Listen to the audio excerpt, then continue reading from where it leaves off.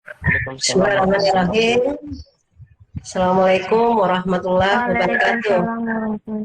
Waalaikumsalam warahmatullahi wabarakatuh. Waalaikumsalam warahmatullahi wabarakatuh. Waalaikumsalam warahmatullahi Waalaikumsalam warahmatullahi Waalaikumsalam warahmatullahi wabarakatuh. wabarakatuh. Warahmatullahi wabarakatuh. Baiklah, kita ketemu lagi di Waalaikumsalam warahmatullahi proses wabarakatuh. proses belajar mengajar Waalaikumsalam warahmatullahi walaupun lewat wabarakatuh. virtual,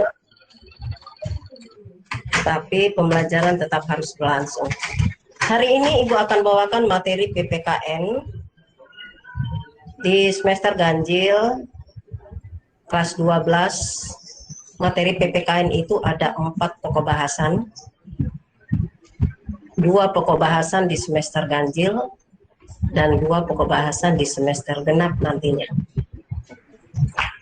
Untuk semester ganjil, materi pertama kita akan bicara tentang pelanggaran hak dan pengingkaran kewajiban dalam kehidupan berbangsa bernegara. Itu materinya.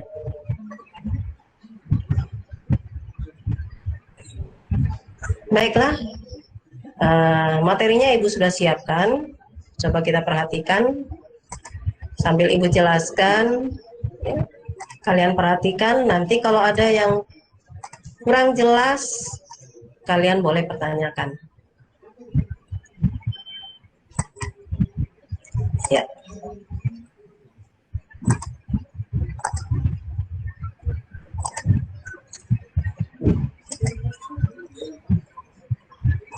Bab 1 bicara tentang pelanggaran hak dan pengingkaran kewajiban menurut nilai-nilai Pancasila. Di bab 1 ini, KD-nya adalah menganalisis nilai-nilai Pancasila terkait dengan kasus-kasus pelanggaran hak dan pengingkaran kewajiban warga negara dalam kehidupan berbangsa. Itu untuk penilaian kognitifnya. Jadi, untuk pengetahuan yang dapat kita peroleh, itu adalah terkait dengan pelanggaran hak dan pengingkaran kewajiban warga negara dalam kehidupan berbangsa. Kemudian, untuk nilai skill keterampilan, ada analisis kasus pelanggaran hak dan kewajiban, pengingkaran kewajiban dalam kehidupan berbangsa bernegara.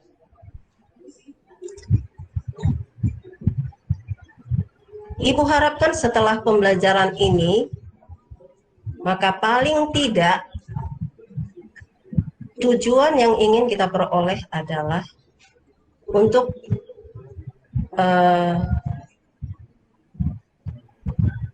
penguatan karakter yang ditunjukkan dengan sikap toleransi, disiplin, tanggung jawab, sebagai bentuk upaya pencegahan pelanggaran hak dan pengingkaran kewajiban. Jadi setelah kita menelaah, mengkaji, mendiskusikan nanti materi ini, maka diharapkan anak-anakku sekalian punya sikap toleransi, disiplin, dan tanggung jawab dengan baik untuk pencegahan pelanggaran hak dan pengingkaran kewajiban, dan seterusnya. Ya, ada 5 poin Ibu lihat di situ. Tujuan ini tercakup selama pembelajaran kita berlangsung untuk materi bab 1. Kemudian untuk pertemuan kali ini kita bicara dulu apa hak dan kewajiban warga negara terhadap negara, apa hak dan kewajiban negara terhadap warga negara. Jadi bukan cuma warga negara yang punya hak dan kewajiban, tetapi negara juga punya hak dan kewajiban terhadap warga negaranya. Apa saja? Kita lihat slide berikutnya. Hak dan kewajiban warga negara terhadap negara. Hak warga negara antara lain hak kesamaan kedudukan di hadapan hukum dan pemerintahan. Ini sudah diatur dalam Undang-Undang Dasar. Jadi dikatakan bahwa setiap warga negara itu di mata hukum sama kedudukannya. Tidak ada perbedaan. Dari latar belakang apapun, kalau dia warga negara Indonesia, maka kedudukan di mata hukum itu sama. Sama juga dengan pekerjaan dan penghidupan yang layak. Jadi setiap warga negara punya hak untuk hidup layak. Jangan disalahartikan bahwa karena ada haknya kita untuk hidup layak, maka kita bebankan sepenuhnya kepada negara. Enggak. Tapi kita harus bekerja, berusaha, sesuai dengan apa yang kita bisa, apa yang kita miliki, kompetensi kita, supaya kita bisa mendapatkan nafkah untuk kehidupan yang lebih layak. Kemudian setiap warga negara punya hak untuk berpendapat. Mau pendapatnya dia salah, tapi alangkah baiknya lagi kalau pendapatnya itu punya landasan hukum. Jadi tidak ada, kalau diskusi nanti ada temanmu mau bertanya, yang lainnya melarang, tidak bisa, karena kita punya hak untuk berpendapat.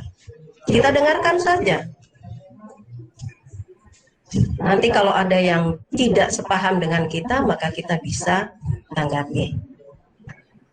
Sama juga kemerdekaan dalam memeluk agama. Ingat, Indonesia itu bukan negara agama. Tapi Indonesia juga bukan negara sekuler. Tapi Indonesia adalah negara di mana warga negaranya haruslah warga negara yang mengaku bahwa Tuhan itu ada. Olehnya itu di Indonesia ada beberapa agama yang resmi. Dan kita merdeka untuk memeluk agama. Kita merdeka untuk beribadah sesuai dengan keyakinan kita. Karena itu sudah merupakan haknya kita dan dijaminkan oleh negara. Dan seterusnya, ya, silakan nanti bisa dibuka slide-nya, dibaca-baca kembali, ya, dan seterusnya sampai hak mendapatkan keadilan sosial. Kemudian apa kewajiban warga negara terhadap negara? Antara lain mentaati hukum dan pemerintah.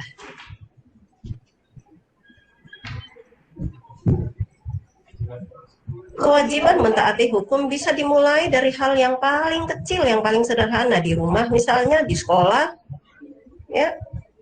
Kemudian tentu dalam kehidupan masyarakat dan berbangsa. Kalau sudah ada aturan yang sudah kita sepakati, sudah dibuat, maka kita punya kewajiban untuk menjalankannya.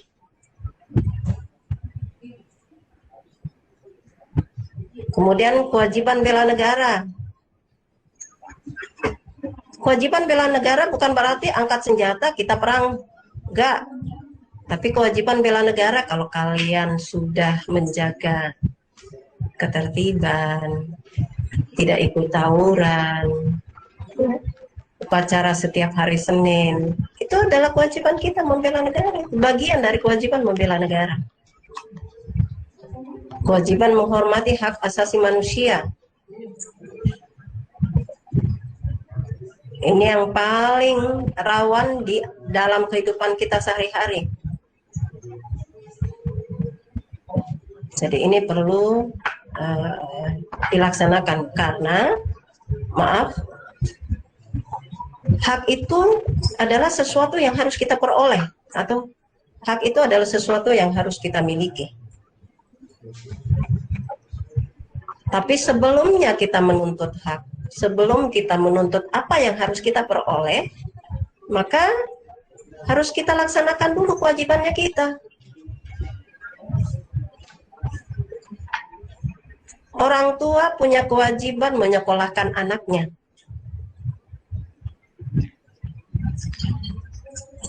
Kita punya hak untuk diberikan biaya pendidikan oleh orang tua. Tapi sebelumnya kita harus punya kewajiban dulu. Sebagai anak sekolah, apa kewajiban kita? Pagi-pagi jangan nanti dibangunkan baru bangun.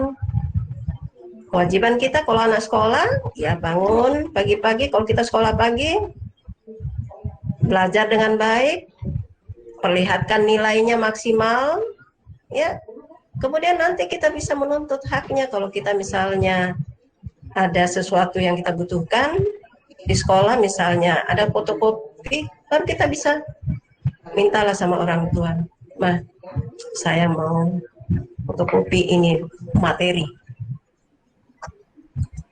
Jadi kalau kita warga negara Indonesia, dahulukan kewajiban di atas hak, tapi bukan berarti kita mengabaikan hak. Kalau ada yang sangat penting, darurat, maka kita boleh dahulukan hak di atas kewajibannya kita. Tapi secara umum, kita kerja dulu, baru kita minta haknya kita. Kemudian yang kedua, apa hak dan kewajiban negara terhadap warga negaranya? Berdasarkan Undang-Undang Dasar 45 tertuang dalam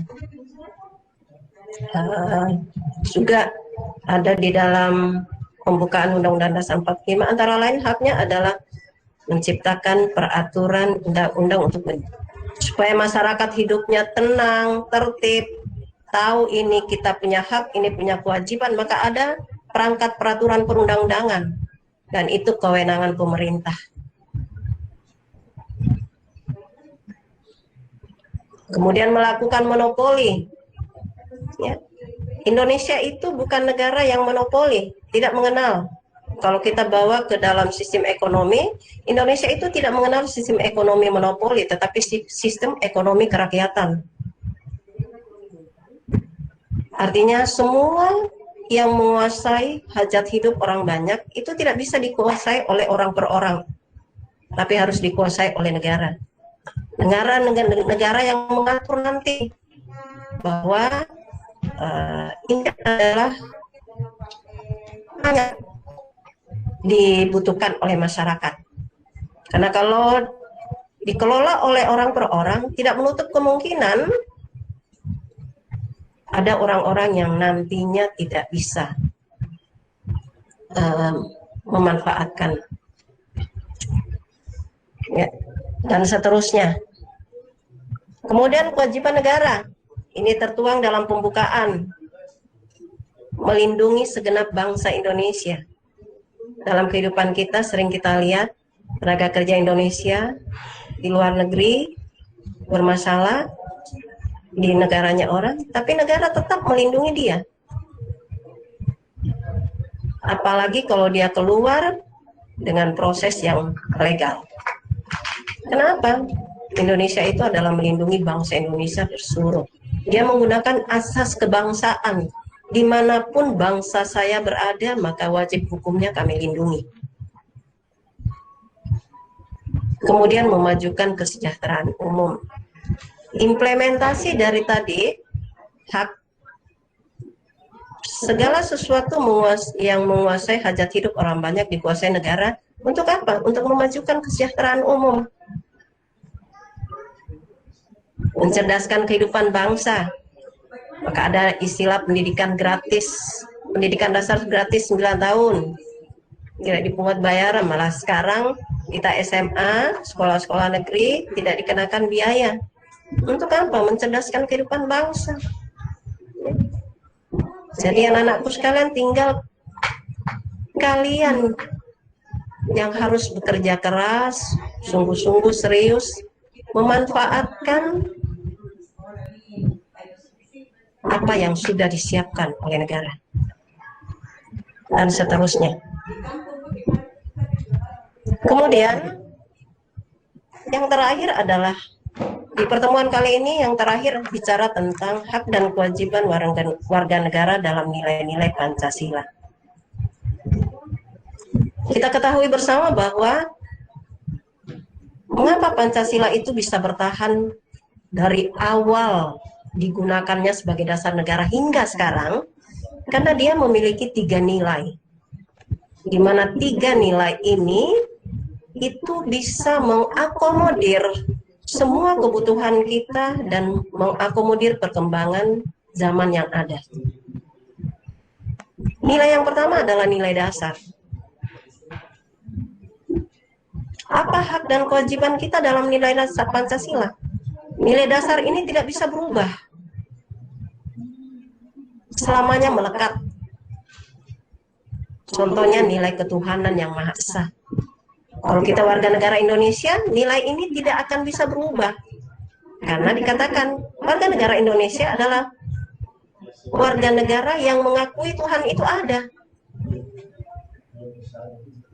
Sekalipun kita berada di negara komunis, tapi kita tidak bisa meninggalkan yang namanya ketuhanan. Karena kita adalah warga negara yang harus mengakui Tuhan itu ada.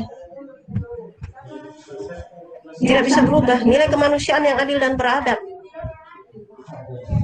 Artinya warga negara Indonesia itu sama harkat martabatnya. Sebagai manusia yang beradab, maka harkat martabatnya sama. Tidak dilihat dari latar belakang apapun. Mau dia kaya, mau dia miskin, maka akan sama harkat martabatnya. Makanya terkadang ada orang miskin, kemudian orang kaya pandang enteng, marah. Kenapa? Karena setiap manusia yang namanya manusia, kita punya harkat martabat yang sama. Tidak dilihat dari ada uangnya, tidak ada uangnya. Dan seterusnya. Ini nilai dasar tidak bisa berubah. Yang bisa berubah mengikuti perkembangan zaman adalah nilai instrumentalnya, atau bahasa paling sederhana adalah aturan main.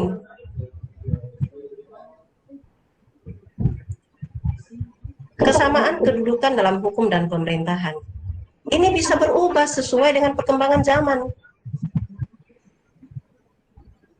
Misalnya undang-undang pemilu 2019 dengan nanti 2024 tidak menutup kemungkinan undang-undangnya akan berubah. Kenapa? Karena kondisinya sudah berubah. Mungkin peserta partai politiknya sudah berubah. Mungkin aturan peserta pemilu juga berubah. Jadi itu yang bisa mengikuti perkembangan. Nilai instrumentalnya, aturan mainnya, itu yang bisa mengikuti perkembangan. Makanya Pancasila bisa bertahan karena ada nilainya yang fleksibel, yang bisa mengikuti perkembangan zaman, yaitu nilai instrumental. Dan seterusnya. Kemerdekaan berserikat dan berkumpul misalnya. Demo. Kenapa di Indonesia itu ada demo? Karena itu bagian daripada kita kemerdekaan berserikat berkumpul. Mengeluarkan pendapat, tadi ada haknya kita. Bebas berpendapat. Itu bagian. Cuma terkadang demo kita itu yang sampai dilarang bukan karena demonya yang dilarang, tapi karena anarkisnya. Kalau kita menyuarakan pendapat sah, itu bagian dari hak kita untuk bebas berpendapat. Tapi harus ada aturannya, ada prosedurnya. Yang biasa dilarang itu kalau anarkis, itu dan seterusnya. Kemudian yang terakhir ada namanya nilai praksis atau nilai praktis. Nilai praktis ini yang mana? Nilai praktis itu adalah nilai Pancasila yang kita amalkan dalam kehidupan kita sehari-hari. Kalau sila pertama mengatakan ketuhanan yang Maha Esa. Maknanya apa? Salah satunya adalah tidak memaksakan agama kepada orang lain. Maka dalam kehidupan kita, kita tidak bisa memaksa orang lain untuk ikut agamanya kita. Itu adalah nilai praktis. Pengamalan. Apa yang kita lakukan? Kalau di SMA Negeri 16, 7-15, kalau dulu waktu kita sekolah tatap muka, 7-15 yang pertama. Maka 7-15 harus kita ada dalam kelas. Itu adalah nilai praktis. Aturannya mengatakan 7.15 itu adalah jam pertama. Itu instrumentalnya. Praktisnya adalah kita sudah ada di dalam kelas 7.15 untuk belajar jam pertama. Dan seterusnya. Ya. Saya kira materinya untuk pertemuan kali ini cukup sampai di situ dulu. Kalau ada yang mau bertanya atau kurang jelas, silakan. Beberapa menit saja.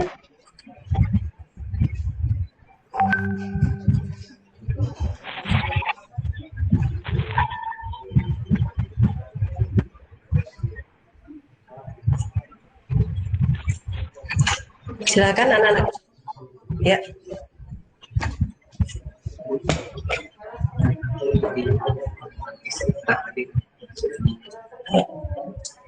Bagi Iya.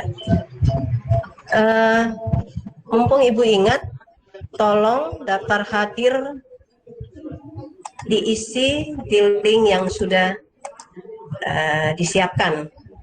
Daftar hadirnya tolong diisi di link yang sudah disiapkan. Ada yang kurang jelas sayang? Silakan.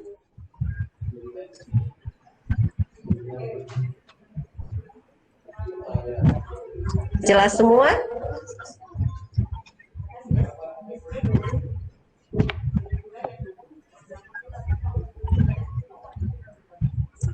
Gimana? Jelas ya?